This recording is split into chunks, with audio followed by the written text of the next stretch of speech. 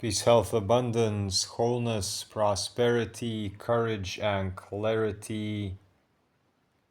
This is reading of Elementary, a wisdom-filled guide for life explorers, part 5. Authentic breath.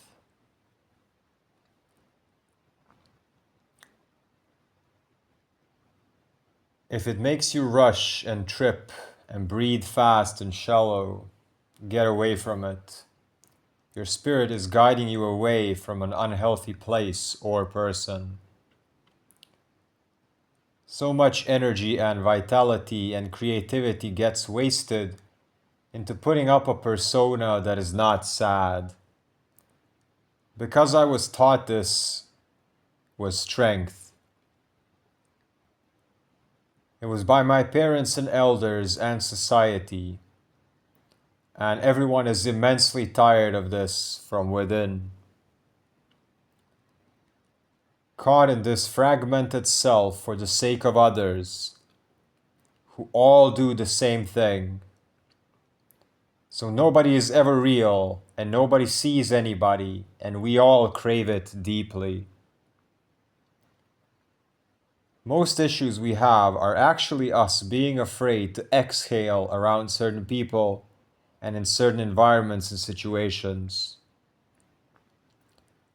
Most humans have never been able to finish a thought or a sentence out loud and have someone listen and witness it. Most humans will take all their potential genius with them to their grave without witnessing it themselves, because they never had the space held and structured by another that recognized them. You feel your tribe by the nervous system harmony that you create and by the breathing patterns that sync up quickly or are already the same.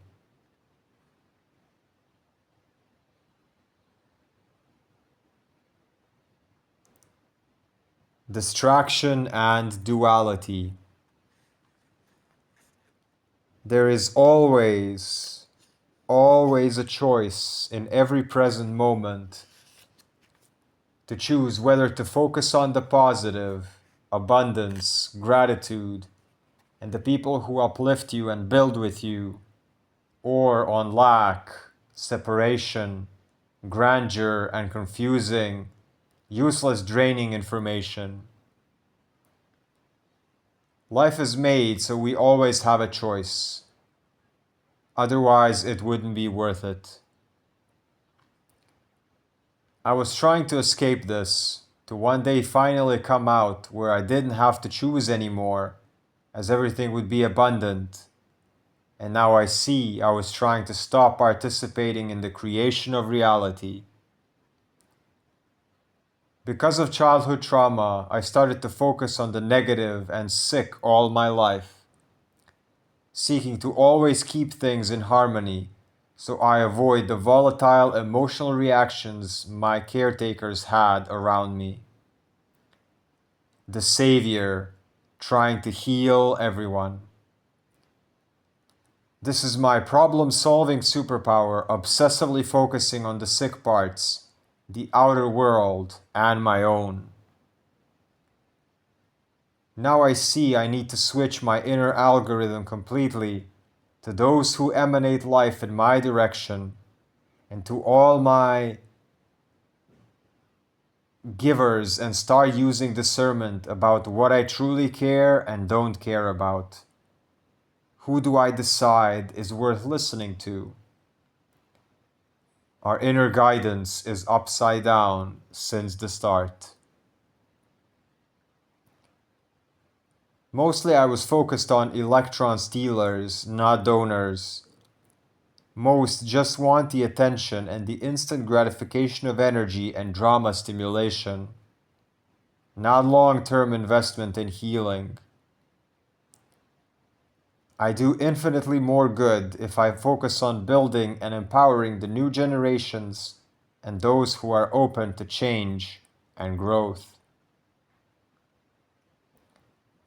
being mad at people for being unaware of their magnetism, emotional field, friction, black holes of lack and no direction. I wouldn't be angry at children for those same things, just that I was extremely difficult to accept and see everyone as they are children, mostly because my parents reside in this space. And how can I remove the authority gods of my life from the pedestal, seeing them as immature children now? What does that mean for all the values I thought were mine, and all the so-called facts about health and life that I was taught? So much of what I felt my whole life ended up being other people's energy, and I thought I was doing something wrong. Or how can I better gauge this and stay unaffected? I have 7 out of 9 centers open in my design. They are receptive. So the hard part was actually accepting that 80% of my identity was not me, just fueled by other people, and I attached it to me since childhood. We mimic our parents' emotional field, whether they are living a fulfilled life or living a subconsciously mirrored in the first 7 as formative years, and then 7 to 14, where the emotional field and sexuality is built. One of the hardest lessons to accept was that I can at the same time love and appreciate someone for who they are, and not be around them because I feel that they are not stable, healthy, and even potentially a life hazard for themselves and then everyone else around them. Another lesson is to remember that people voice out their truth, not facts about me. And what I feel is not a judgment of me, it's just their energy emanating out. And if it's directed at me, then a projection based on their personal lens. It is me who gives the power away always, and accepts or rejects the image others paint on who I am.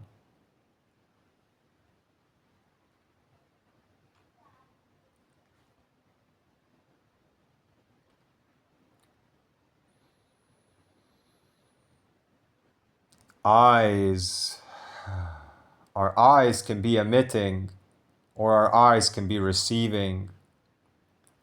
Eyes can be projecting the past, looking through a filter of things that we saw before.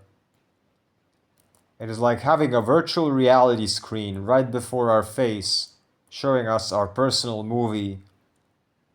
And since everyone's truth is valid, even a loop that repeats itself, because of this, becomes valid, and it can become reality for us.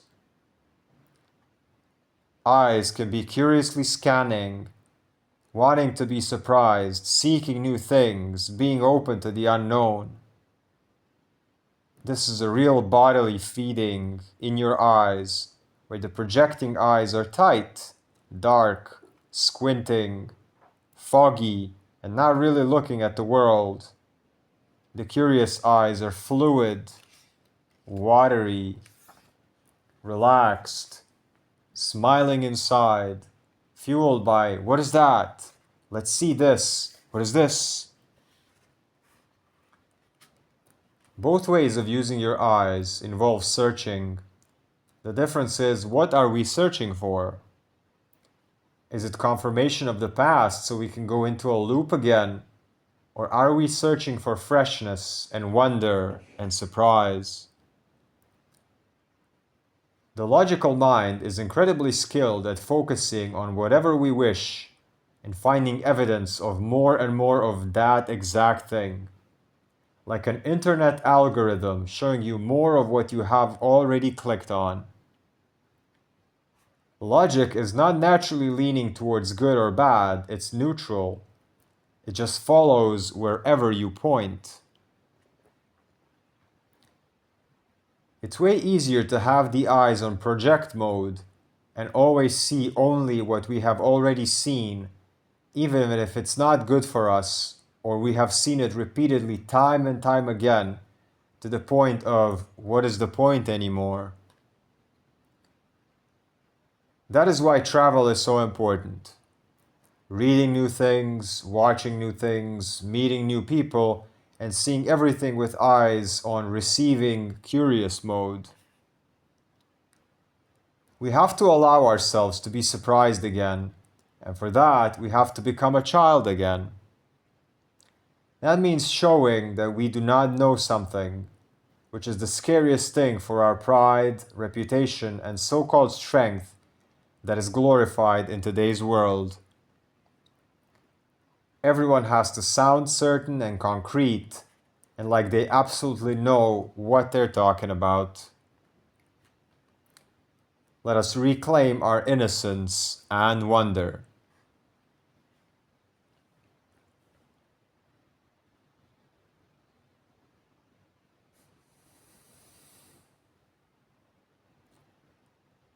Elder sage and child.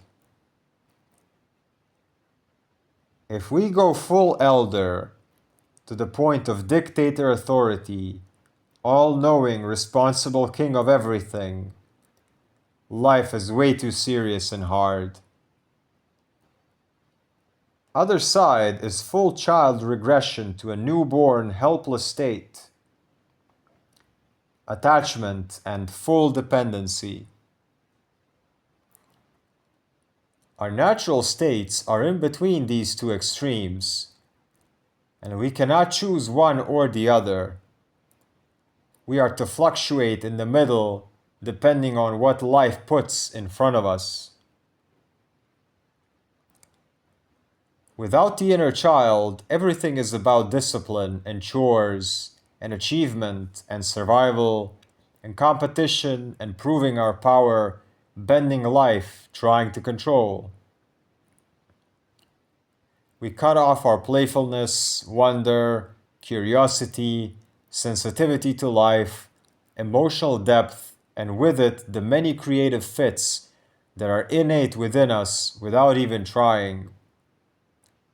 It also brings a great sense of ease and lightness to life.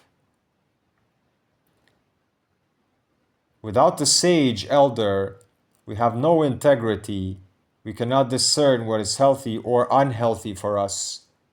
We pretend to be way less smart and intelligent than we actually are, so we don't have to take responsibility for our lives, where all our power lies. Without the elder sage, we cannot say no, and we are not a resource of energy for ourselves or anyone around us.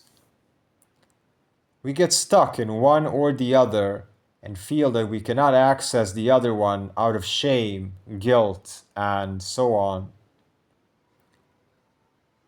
We demonize the elder sage with words like toxic masculinity, aggressiveness, bluntness, edgy, know-it-all. You are so edgy. Yes, without the sage energy, I wouldn't see clearly through this world of illusion and discern what is what.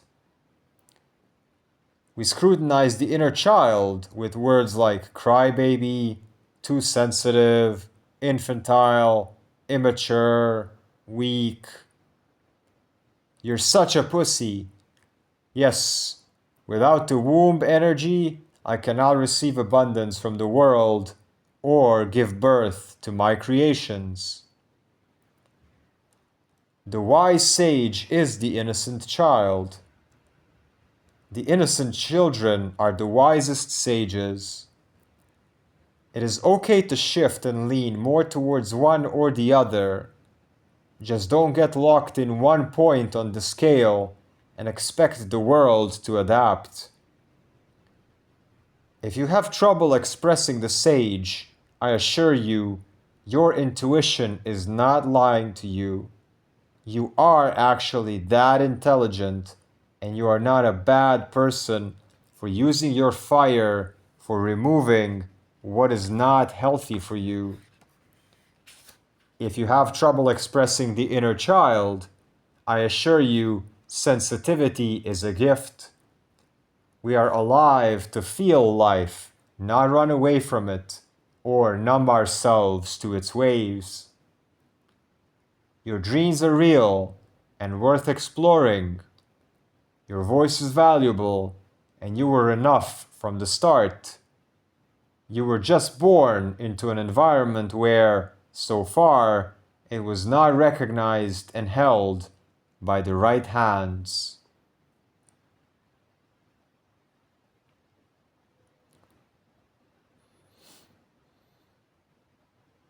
My psychedelic encounter with mushrooms.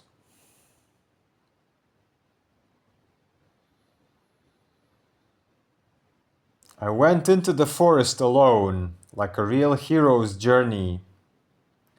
It took a while to recover my nervous system.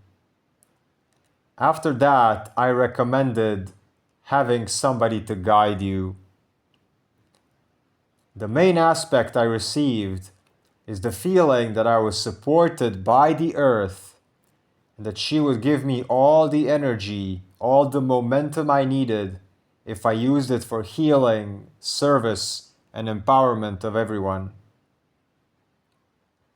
I felt as if I am not a wanderer hiking up the mountain, anxiously looking everywhere. I am also the mountain itself, the deep eternal ground, grounded sound under all sounds. I saw the leaves dance, and the wind had a liquid to itself. I saw a connection from my belly button to the core of the earth, in like a little cabbage. I felt that all language is useless against this intelligence. At the same time, you feel small and insignificant as this little identity, and you also gain a huge wind in your back and plug into the network that has been there for ages. An immense feeling of trust and support. Wild pulsations through the body, some nausea, felt like a panther. My whole body almost like it gained fibers, and my grip strength was denser than ever. I felt a call to be the messenger and ambassador of this and translating mediator for the earth. I lost a huge part of what I thought was me, that ended up needing to be shed eventually anyway. And I gained an ally that gives so much strength. Not the push and dominate strength, but the soft, yielding, penetrating, watery strength that requires humility and a devotion to a bigger cause. The earth is intelligent beyond your imagination, and as a part of it, so are you.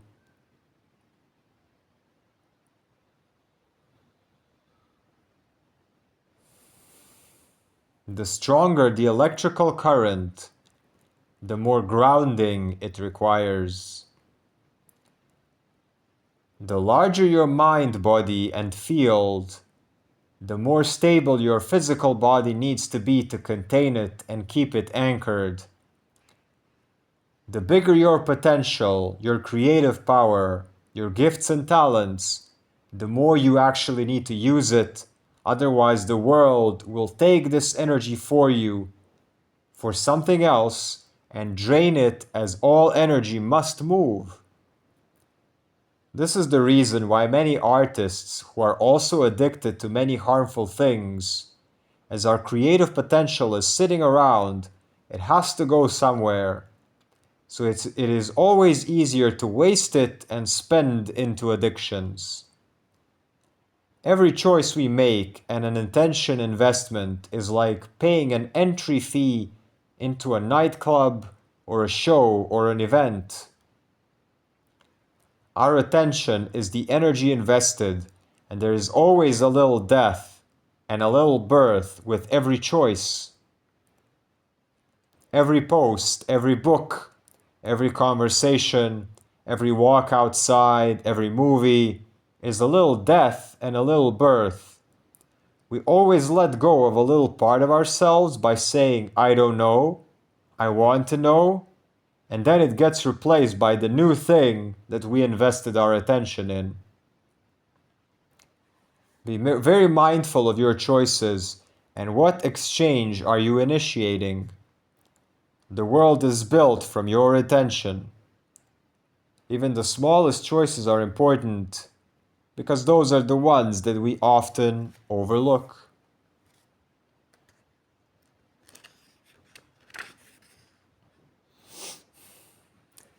Learn principles.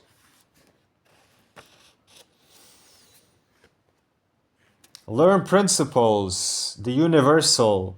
Take what is useful. Read between the lines to hear the sound sublime. People have their own spins and agendas, and traumas and lenses. Listen to hear the message. Listen to find the essence. It is said the most dangerous man is the one who has read only one book. This can be transferred as someone who has listened to only one teacher in his life.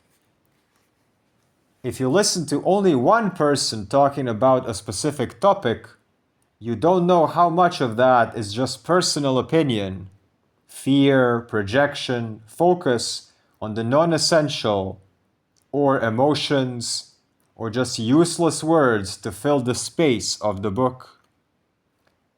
Whenever you want to learn a new science, a new modality, a new topic of whatever kind, search for many teachers that talk about that same thing, and then see what is the same across all of their teachings.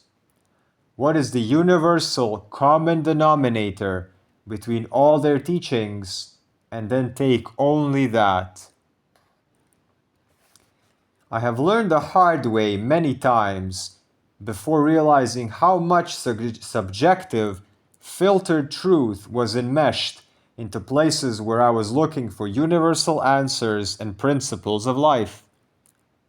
These days, there are humans whose essence I enjoy absorbing no matter what they speak about, and there are those who I go to for the knowledge and principles only, yet I have to be very mindful not to absorb all the rest that is added on, and then there are those rare who have both. Many roads lead to the same essence, so be mindful who you allow to guide you.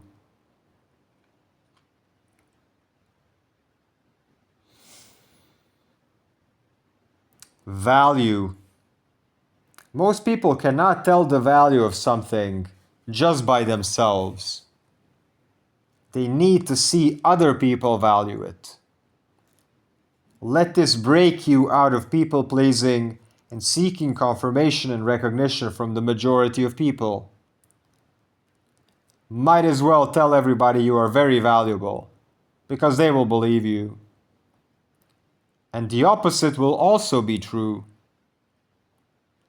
Most people don't have an inner way of discernment, and they surely don't have time to check whether what you say or show is true or not.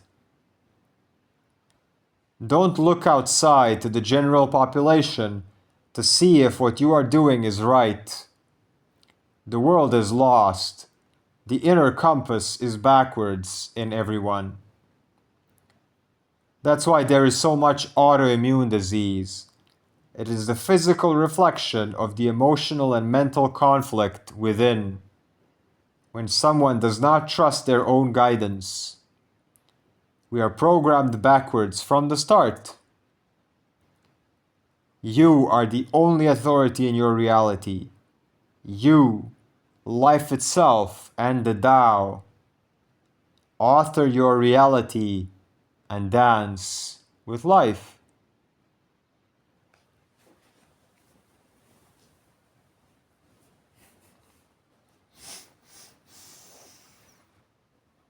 Future worry. You are worried about the future because the present you feels inadequate and unprepared and not ready to deal with that possible future. And that is true.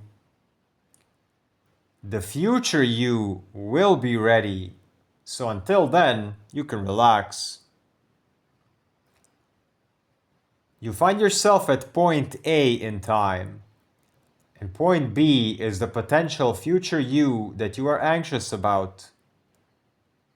You feel that at point B, your current self will be lost and you won't be ready for it. When you imagine point B and start walking towards it with your actions, the journey to get there is the thing that prepares you, trains you, and changes you. So when you get to that point B, you will always be ready. Can you see that it is the walking towards it that actually creates that point in this reality, and it is not there unless you start? Until then, it is only always in your mind, and whatever is in the mind is just an image, a blueprint that might cause you anxiety or excitement depending on your angle of approach. So, deal with life as it comes, moment by moment, breath by breath, and it becomes a dance with the universe. Nothing is difficult when it is in front of us and when we can focus on one thing at a time. And one thing in this present time, we are all intertwined by this breath sublime. One thing at a time, one day it will all align.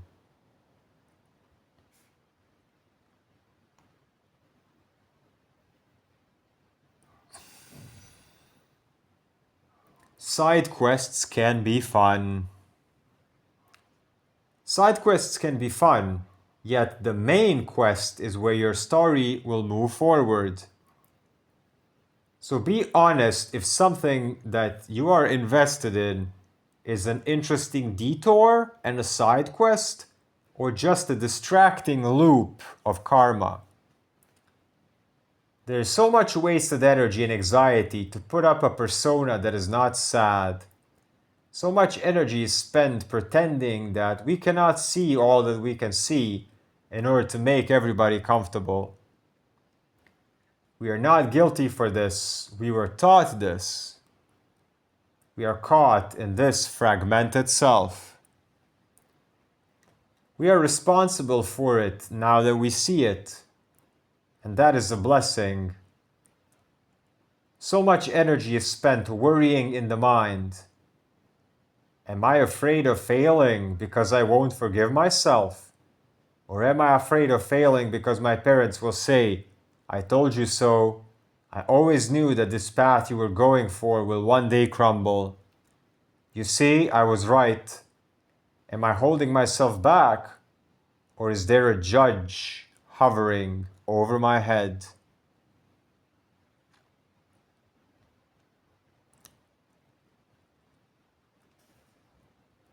Etheric connection burns through all deception. Complete recollection of our primal direction. View ourselves as complete, not cut up in sections. Chasing defections, fighting reflections. We are nodes in the system, the air, the light, the prism. Child sage gets on stage to deliver the wisdom. Amplify the rhythm. Deaf to the system. Resistant persistence. Healing from afar. Distant assistance. Collective issues in connective tissues.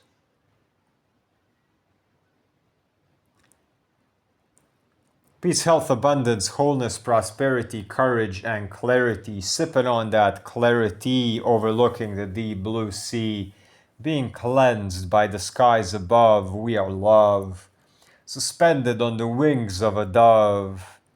Breath surrendered in mid-air, all our wounds are now mended and cared. All our joy is only amplified when shared. We are one. This has been Reading Elementary Wisdom Filled Guide for Life Explorers, Part 5.